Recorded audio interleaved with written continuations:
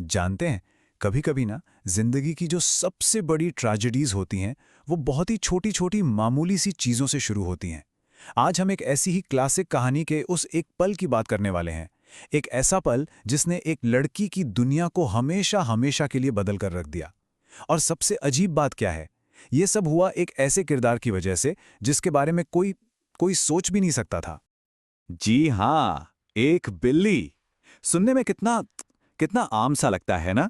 लेकिन इस कहानी में यही बिल्ली बिल्कुल अनजाने में एक ऐसी तबाही की वजह बन जाती है जो एक हंसती खेलती चहकती हुई जिंदगी को एकदम खामोश कर देती है। तो सवाल यही उठता है, आखिर कैसे?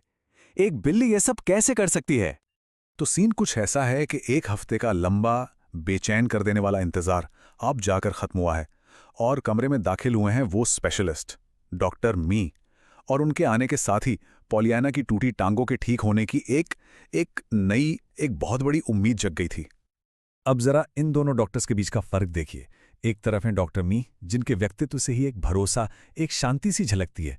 ऐसा लगता है जैसे वो अपने साथ उम्मीद की एक पोटली लेकर आए हों। उनकी वो दयालु आंखें और मुस्कान सब कुछ ठीक हो जाएगा ऐसा दिलासा देती हैं। दूसरी तरफ हैं डॉक्टर वॉरेन, जो जाने पहचाने तो हैं, लेकिन डॉक्टर मी के आने से माहौल में एक एक नई सी एनर्जी आ गई है, जैसे हवा में उम्मीद घुल गई हो। और पॉलियाना, वो तो पॉलियाना है, अपनी पूरी मासूमियत के साथ सारी की सारी सच्चाई डॉक्टर मी को बता देती है। उसकी बातों में एक ऐसी साफ दिली है, वो ये मानकर चल रही है कि अगर ये नए डॉक्टर ज्यादा जानते हैं तो भाई इसमें भी खुश होने वाली कोई ना कोई बात तो जरूर होगी। आखिर यही तो है पॉलियाना का ग्लैड गेम, हर हाल में, हर बात में खुशी की एक वजह ढूंढ निकालना। लेकिन कहते हैं ना, किस्मत के जो सबसे बड़े मोड़ होते हैं वो अक्सर बहुत ही छोटी मामूली सी चीजों पे टिके होते हैं। और इस कहानी में वो छोटी सी चीज थी, एक दरवाजा।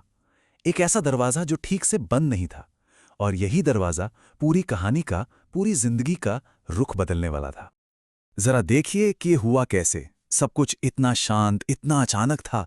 पहले बिल्ली ने बस हल्के से दरवाजे को धकेला, फिर दरवाजा बिना किसी आवाज के चुपचाप थोड़ा सा खुल गया, और बस हॉल में जो बातें हो रही थीं वो साफ साफ कमरे में आने लगीं। किसी को भी जरा सा भी अंदाजा नहीं था कि ये छोटी छोटी बेमतलब सी हरकतें मिलकर एक भयानक तूफान लाने वाली हैं।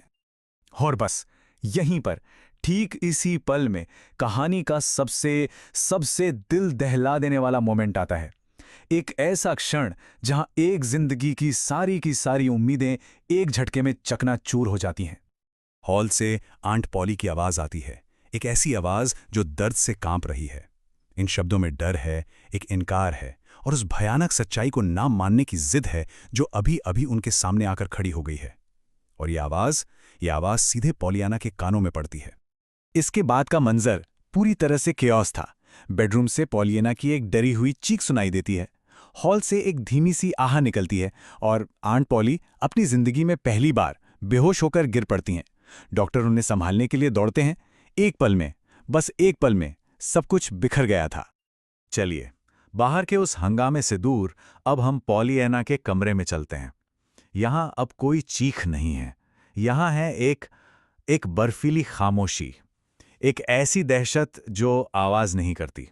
और नर्स का सामना हो रहा है एक ऐसी बच्ची से जिसका चेहरा सफ़ेद पड़ चुका है, आंखें जंगली हो चुकी हैं। एक ऐसी बच्ची जिसकी दुनिया बस एक पल पहले उजड़ चुकी है। और पॉलियाना वो नर्स से जैसे गुहार लगा रही है।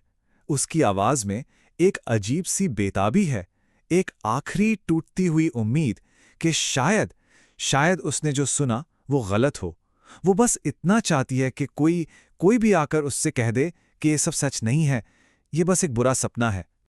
नर्स बेचारी उसे दिलासा देने की अपनी तरफ से पूरी कोशिश करती है। वो कहती है, अरे डॉक्टर भी तो गलती कर सकते हैं ना। पर सबसे दुख की बात तो ये है कि पॉलियाना का अपना ही लॉजिक, उसकी अपनी ही समझ उसकी आखिरी उम्मीद को भी खत्म कर देती है। उसे अपनी आंटी के शब्द याद आ जाते हैं कि ये डॉक्टर, ये तो सबसे ज्यादा जानते हैं, सबसे बेहतर हैं। और तब उसके दुख का असली अंदाजा होता है जब वो एक एक करके उन छोटी छोटी खुशियों को गिनना शुरू करती है जो अब हमेशा के लिए उससे छिन चुकी थी। अब वो स्कूल नहीं जा पाएगी, मिस्टर पेंडल्टन से नहीं मिल पाएगी, मिसेस स्नो के पास नहीं जा पाएगी, वो अब किसी से भी नहीं मिल पाएगी। ये सिर्फ चलना खोना नहीं था, ये उसकी पूरी दुनिया, उसकी सारी खुशियों का खो जाना था। तो यहाँ जो सबसे अहम बात है वो ये है कि ये कहानी सिर्फ एक फिजिकल चोट की नहीं है। नहीं, ये कहानी है एक ऐसी लड़की की जिसके जीने का पूरा फलसफा, उसकी पूरी फिलॉसफी, यानी कि हर चीज में खुशी ढूंढने का वो ग्लैड गेम, आज वही खतरे में पड़ गया है। सब कुछ दांव पर लग गया है। और फिर आखिर में वो एक ऐसा सवाल पूछती है जो सब कुछ बदल देता है। वो पूछती है, मिस हंट, अगर मैं चल ही नहीं सकती तो मैं किसी भी चीज के लिए खुश कैसे हो पाऊंगी?